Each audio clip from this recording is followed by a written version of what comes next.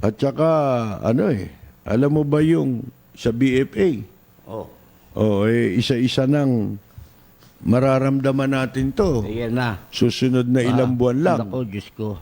Sigurado yan. Matindi ang ano niyan, impact niyan. Kasi yung seguridad ng Amerika, natanggal na.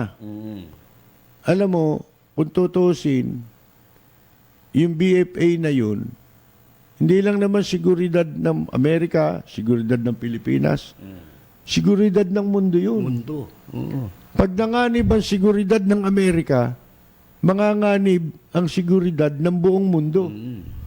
Mga kaibigan, paano yan? Meron ako nabasa, ewan ko kung kailan pa yan, kung luma yan o bago lang. Yung daw Wells Fargo, yung bangko, Yun. meron yata sila mga ilang branch dito. Gayunpaman, yung ilang branch na yan, mga 700 tao apektado dyan.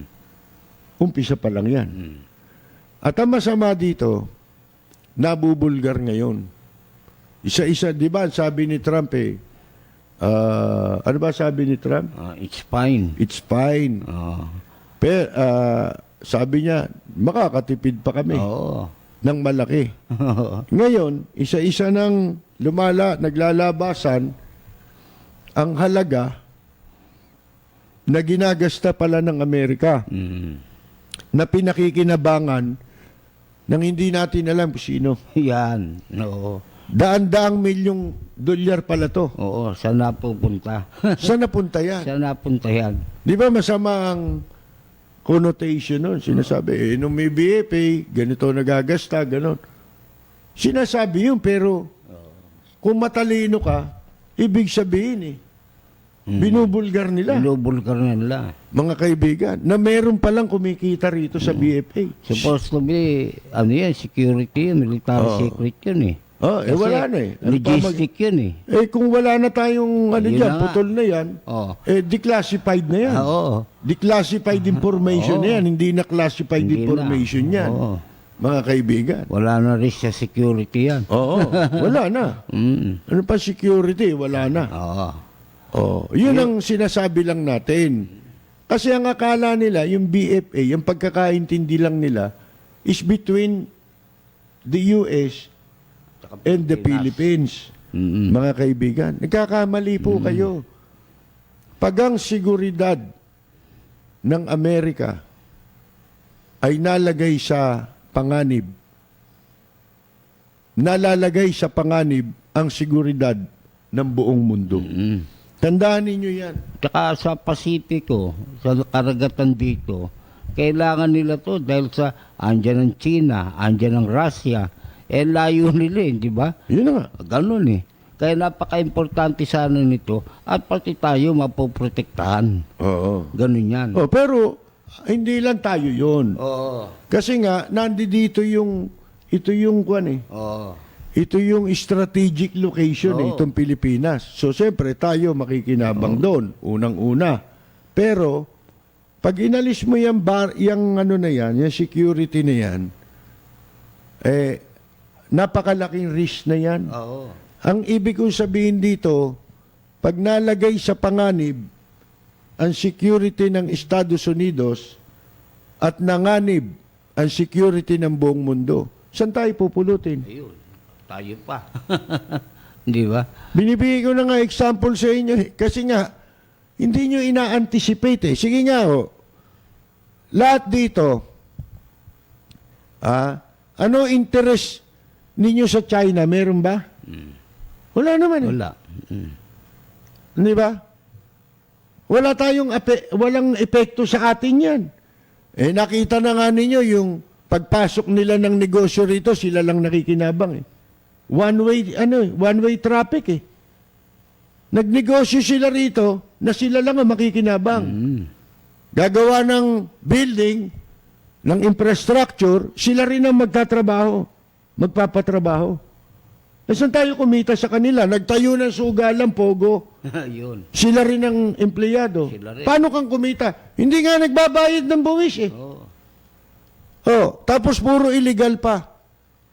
Mga kaibigan, ang example na posibleng masanksyon na tayo. Doon tayo yung kinatatakutan natin noon. Embargo mangyayari Embargo. sa atin. Kamukha ng nangyari sa Cuba. Kaya hanggang ngayon ang Cuba hindi yun makabangon eh. No, Sinanksyon niya ng Amerika at ng mga allied countries. Hindi ba? Yung kung sino yung mga kaalyado ng Amerika, susunod sa kanila. Bakit? Ang isang bansa na hindi nakikipagkaisa, magiging panganib ka sa security ng maraming bansa. Isipin mo yan. Pag nanganib ka dyan, ano ang mangyayari kay Presidente Duterte? Kala ko ba mahal nyo yan? Kung mahal nyo yan, hindi nyo papahamak yan. Oo. Bakit? Kung ideklara yan na siya ay security risk para sa buong mundo, paano yan? Di labas niya sa Saddam Hussein. Ha? Sana kung maitatago ng China yan. Oh, sige nga. lalo ngayon, may problema China. Hindi nyo kasi iniisip ang consequence para kayong mga bata, di ba? Mga bobo. Yung mga agitator pa. Kumustahin mo yung mga tuwan-tuwa na alis ang BFA dito na nagpapanggap na maka-Duterte. Mga komunista dati. Mga leftist, sila Tiglaw. Ha? Yan sila Bobby Tiglaw. Kaliwa yan eh. Kaliwa. Oh, at marami pa ibang nasa radyo. Oh, ano sinasabi ni Joe Masison ngayon? Baka raw tong si Presidente Duterte ang pinaka-greatest. Maging pinaka-greatest. Akala ko ba si Muhammad Ali Oo. ang greatest? Kape yun eh. Ano naman yung greatest lovable?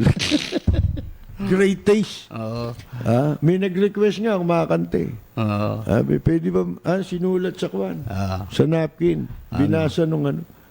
Ang nakasulat, great taste, lovable.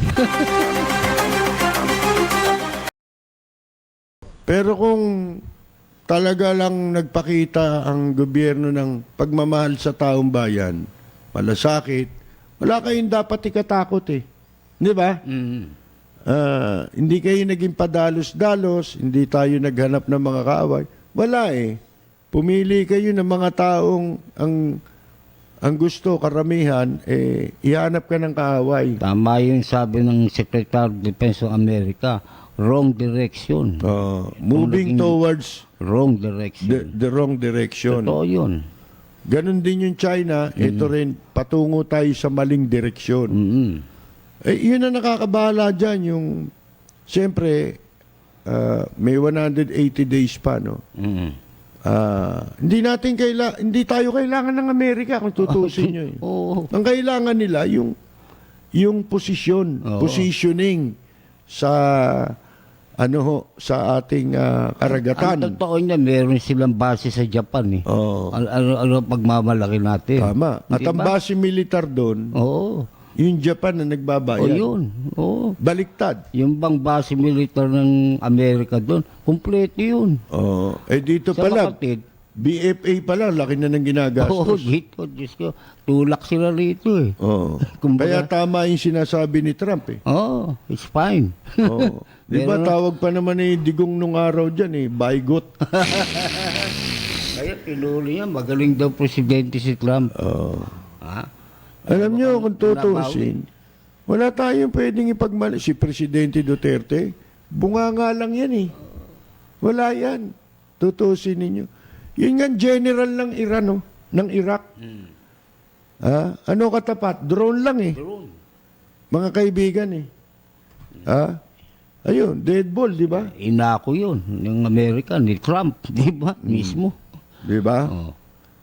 At saka yung sinasabi natin, ang politika ng Amerika, hindi mo pwedeng gamitin barometro para gumawa ka ng sarili mong paninindigan. Oo. Eto, Iba dito siya. ako, sa puti ako, sa pula ako. Hindi ka pwede ng ganong stand. Pilipino ka, nandito ka sa Pilipinas, hindi ka pwedeng gumawa ng ganong stand na dito ka kay ganitong politiko o kaaway mo yung ganong politiko. Bakit, Peter? Una, Ang Amerika, malayang bansa yan. Kung ano man yung politika nila, politika lang yun. Magkakaaway sila sa politika. Pagdating sa interes, pangkalahatang interes ng kanilang bansa, isa lang yan. Oo, kakaisa yan. Pare-pareho nilang obligasyon na ipagmalasakit ang sarili nilang bansa, kapakanan ng kanilang bansa at mamamayan. Tayo ang nawawalan ng pagpapahalaga sa ating sariling mga kababayan sa ipinamalas nating pakikipagbangayan sa iba't ibang mga bansa na wala namang atraso sa atin. Oo. Hindi naman tayo inaaway. Bakit? Ang katakataka, lumikha tayo ng gusto mo sumikat? Bigla eh. Bakit? Magkakaroon ba ng eleksyon sa buong mundo na gagawing isa na lang ang presidente? Tatakbo ka ba ron? Isipin mo, hindi lang inasila lang yung vice ni Bato, nagalit siya. Oo.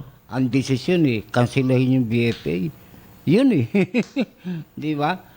Kaya Amerika Alam mo, si Bato, kulang pang tumihaya to sa karsada para humingi ng tawad sa sambayan ng Pilipino.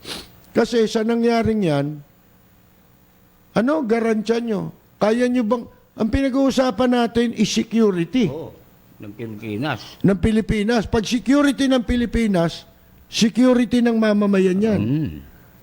Sige nga, ano ngayon ang garantiya nyo na yung mga possible o posible na maging offshoot, mga kaibigan, o resulta nito na pagkansila sa BFA, hindi makakaapekto sa buhay at kaligtasan ng mga mamamayang Pilipino. Kaya ba yang panindigan ng Armed Forces of the Philippines?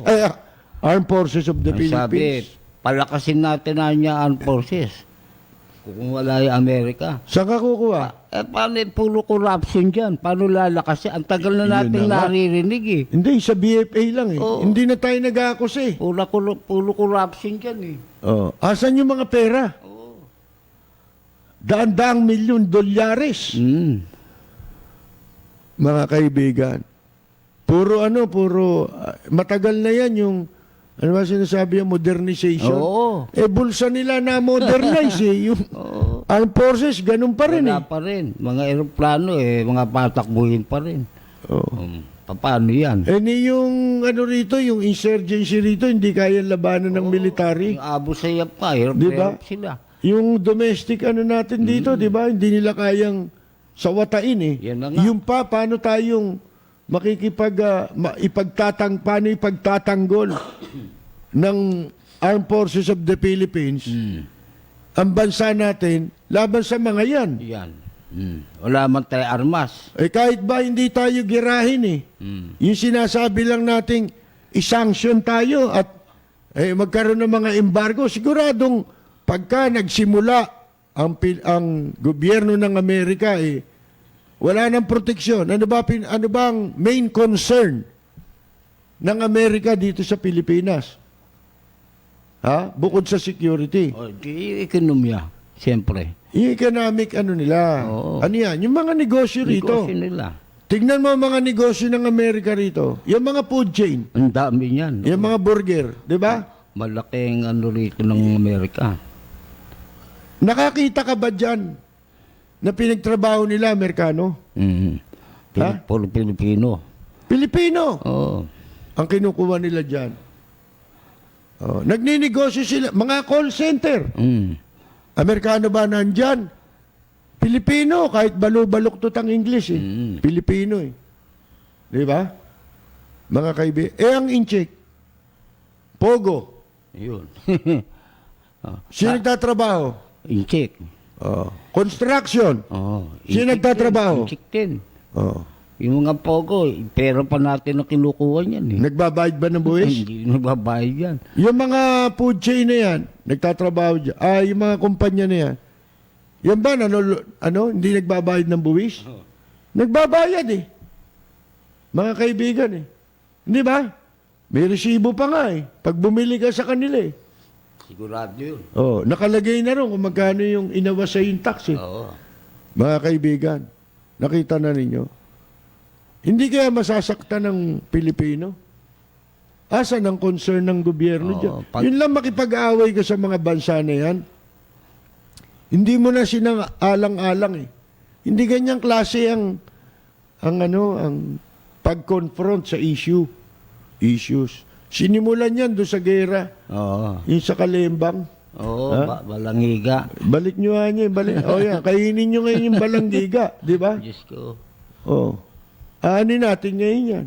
May bebenta ba natin yan para maipuhunan sa kabuhayan ng mga Pilipino?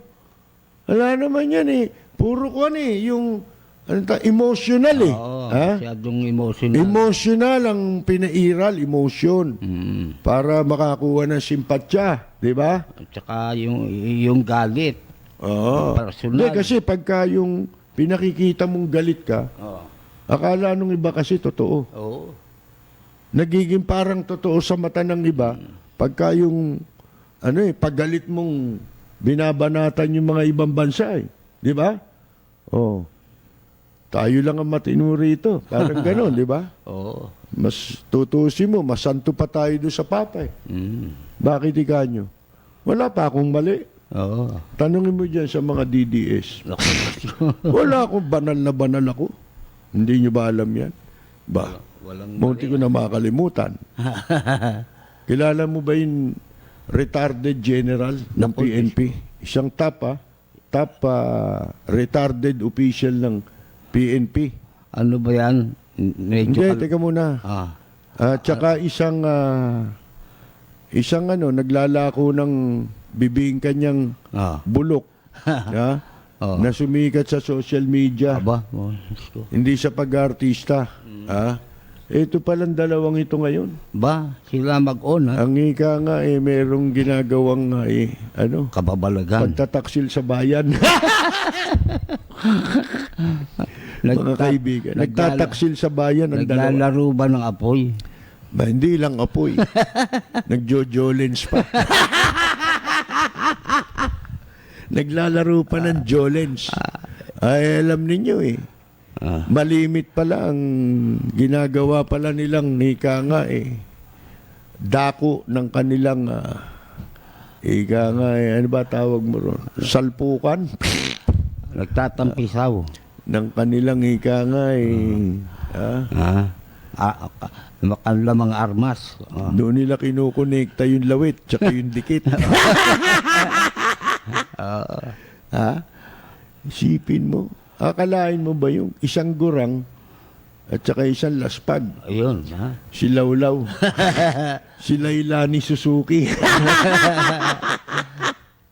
Yung Alam mo malala- kung saan sila nagkikita? Saan? Sa isang spa. Spa Diyan call. sa Quezon City. Spa. Exclusive ito. Na spa. Ibang klase, ha? Oh. Doon yata, spa pero pwede chuk-chak. Kasi sa isang kwarto lang sila eh. Pumapasok eh. Ganun. Kunyari magpapakuan. Spa. Yan. Ano ba spa? Pamasahe, ganyan. Diba? Oo. May masahing kasama yun eh. Di ba? Oo. Oh, pero bakit isang kwarto lang? Ayan. Mga kaibigan. Sa isang kwarto. Nagtaka nga yung nakakita sa kanila eh. Nagulat eh. Ba't magkasama sila? Ayun. Malimit ba sila rito? Huwag nyo na lang umasasabi sa iba. Marami na yan dito, pero sikreto lang, hindi pwedeng mga cellphone dito, mga kaibigan. Ngayon, itong isang opisyal ng pulis na ito, medyo, siyempre, gurang na rin to. Pero mas may edad ako rito. Yan ba yung May edad tayo dito. medyo kalbo? Parang yung Pinoy henyo. Sige. Payat ba yan? Medyo payat, balang kinitan. Ang katawan. Pwede. Yan. Yeah. Medyo nakakalbo na. Pwede. Oo. Yan yata yung nagpakuha tayo. Pwede. Nagpakuha pa tayo. Nagpalitrato ba tayo? Di? Oo. Habang umiinom tayo. Palangitiin. Pwede. Walang yan. Retired na yan, no? Oo, retired na yan. tama. Oo. Sino kaya yan? Itanong mo kay Major Baloloy.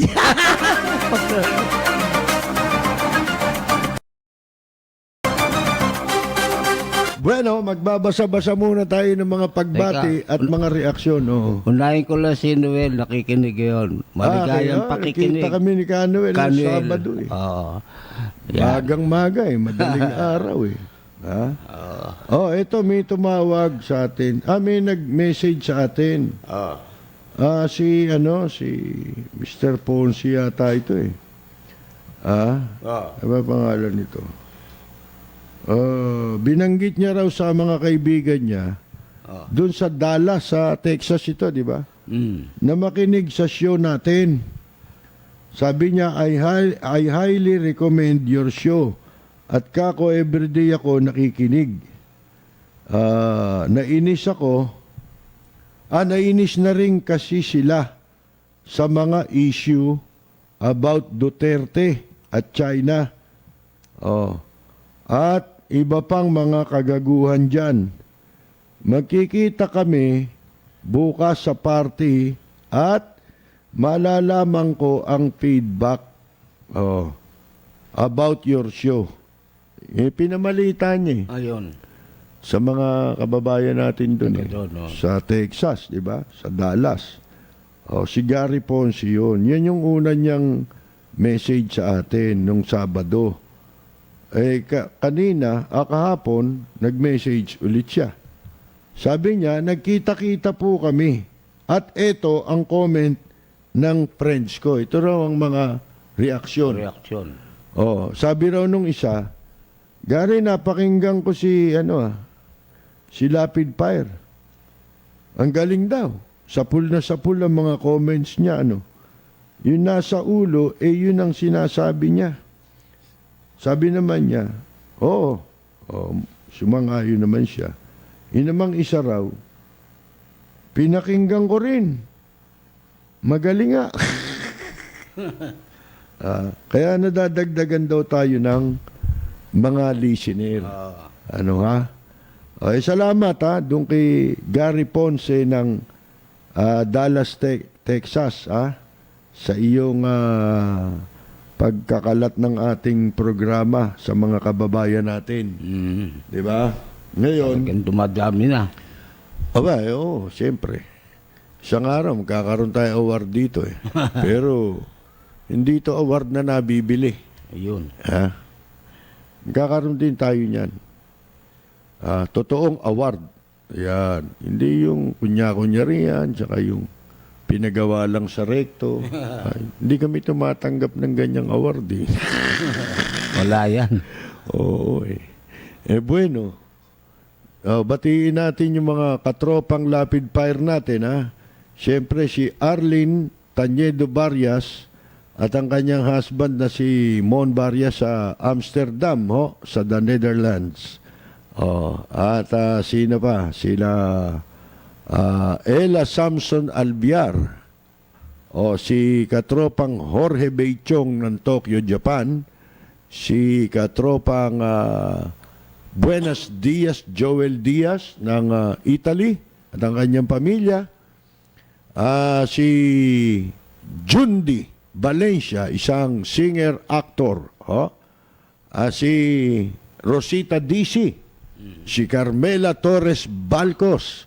Si Carol Torres Brihiño. Si Carolina Luge. Si Rosemary Victoria Court. Kasama natin sa jamming. Dati.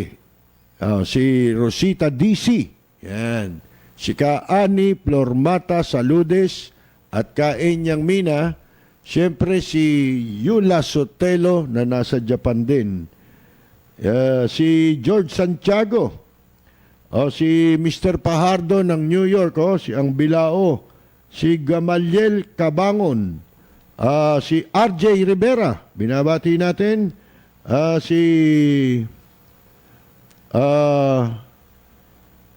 Silvio Lugarte, si Peter Wilson Tan ng Santa Rosa, Laguna, si Mimi Vasallo, si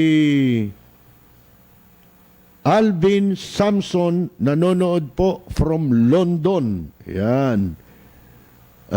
Si Joan Oishi. Baka nasa Japan to. Oishi. Oo. Masarap ibig sabihin. Sarap. Si si Joselito Camacho, nanonood from San Jose, California. Si Reynald Floria, watching from Naples, Italy. Baka hindi naman Naples to. Hindi. Parang Iba naman yun. Parang Napolis yan. Si Alain Escolano. Si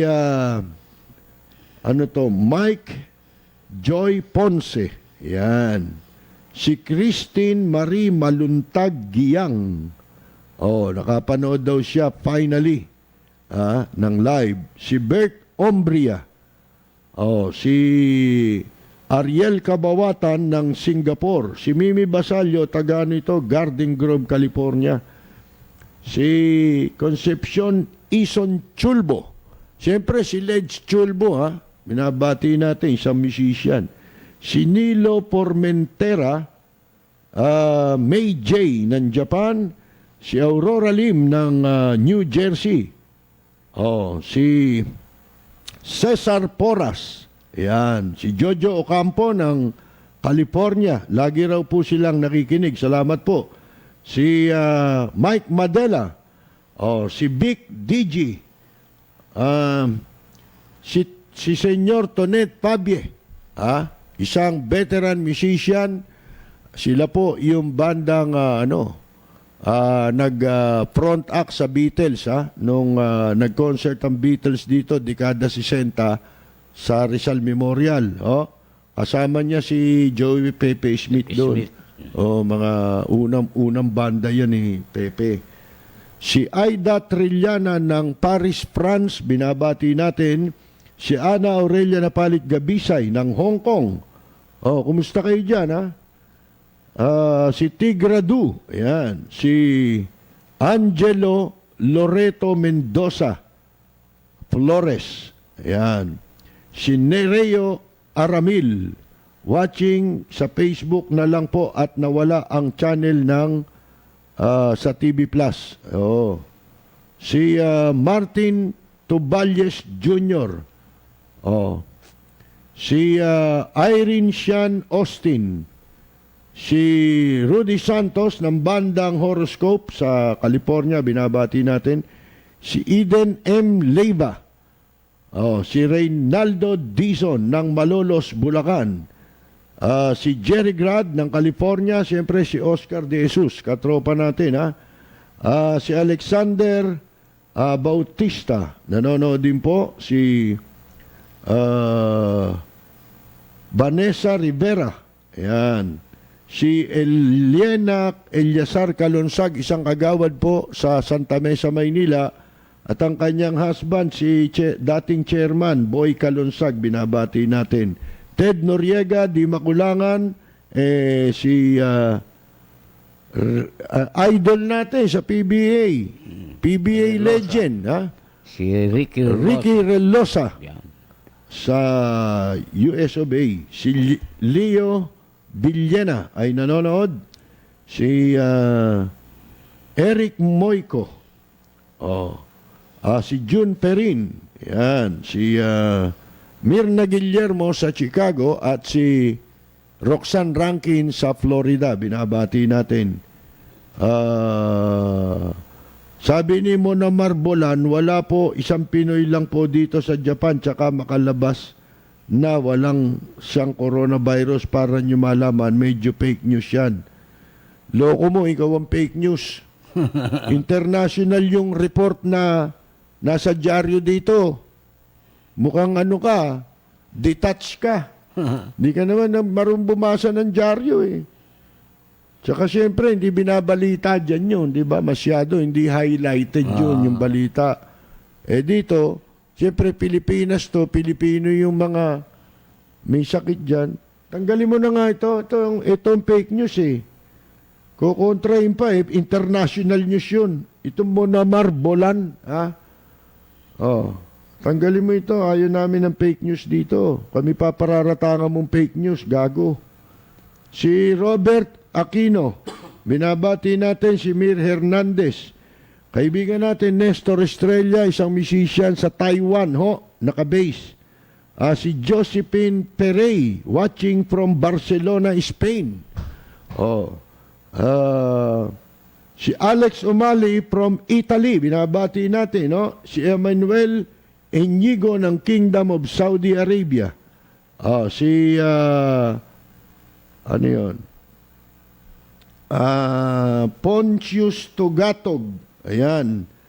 Si Nap Ferrer, si Bella Salidor Privado Regencia, si Junior Dal, si Jermaine Isidro Aguila, si Lian Zuhuwarang ng Doha, Qatar. Si Jeng Manuntag nanonood sa atin, ha? Musta na, Jeng, ha? Si Lenny Hular, baka hindi mo na nabalitaan, nagkita kami ni Jeng, ni Hector Ponasier at saka si Lloyd Aunario. Mga kakilala kayo niyan eh. Si Christopher Cañalita, si Rodrigo Pedregal Jr., si Gilbert Silvestre ng Alpharetta, Georgia, USA. Ang John Denver of the Philippines, Neil Salvador, nanonood sa atin, Si Sarah Jane Reyes Jose, si Emmanuel Celso ng Rancho Cucamonga, California, si Boots Spark from Muscat,